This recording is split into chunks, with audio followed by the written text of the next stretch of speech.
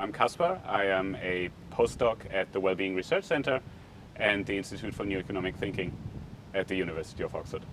I think the key insight is that this subjective well-being data, specifically life satisfaction data, even works when you only think that the data is ordinal. So in the sense that economists have been worrying about the question, the difference between a 2 and a 3 as large as the difference between a 4 and a 5, and so on.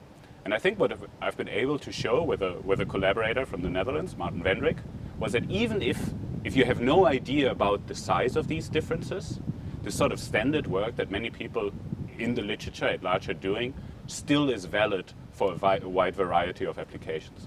So that's one key insight that's maybe sort of most important for the field rather than maybe applications.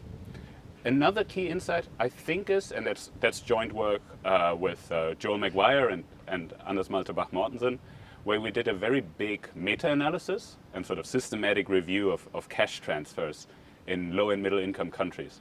And what we've been able to show there is that those kinds of cash transfers have fairly sizable positive effects on the well-being and the mental health of recipients, and that there's fairly small spillovers. So recipients are benefiting from these cash transfers, but the wider community doesn't seem to be negatively affected by those. There's a couple of frontiers, but so one on the applied side of things and one on the methodology side of things. Let me start with the methodology side of things.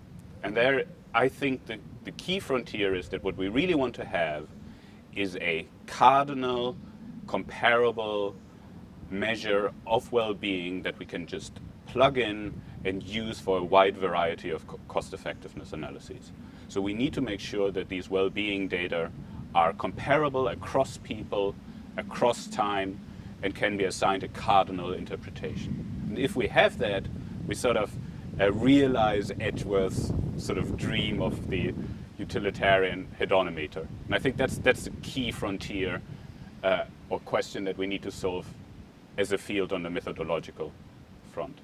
On the applied front, I think the key question is, so we have these long lists of the determinants of well-being, but we have very little sort of concrete advice to a particular policymaker, what's the next policy that I should be implementing? And we have very little advice to philanthropists, what's the next sort of intervention or cause that I should be investing in? And I think we, as a field, we need to be much more precise in what we can actually tell policymakers and philanthropists. And I think that's the frontier that we should really be looking at. So one key question is that, at least in some instances, we want to make decisions about whether we want to improve the quality of life of some people, or whether we want to sort of extend the length of life. And so classically, this is done with quality-adjusted life years, right? But one thing that we've been pushing for is to use well-being adjusted life years. But there we have this problem that we need to know what the neutral point on our life satisfaction scales is. So one way of putting this, but there's debate on this, is what's the point at which a life is no longer worth living for that particular individual? And only if we have this point can we make sort of precise statements where we can sort of make trade-offs between the quantity and the quality of life. One way of doing this better is precisely what this conference is doing, essentially forcing academics and policymakers to stay in one room for a while and to talk to one another. Because it seems like that although there's much interest on the side of policymakers in well-being science, there often isn't actually all that much interactions between the academics, and there's lots of academics, and what they actually find in the details and how they're going about their work.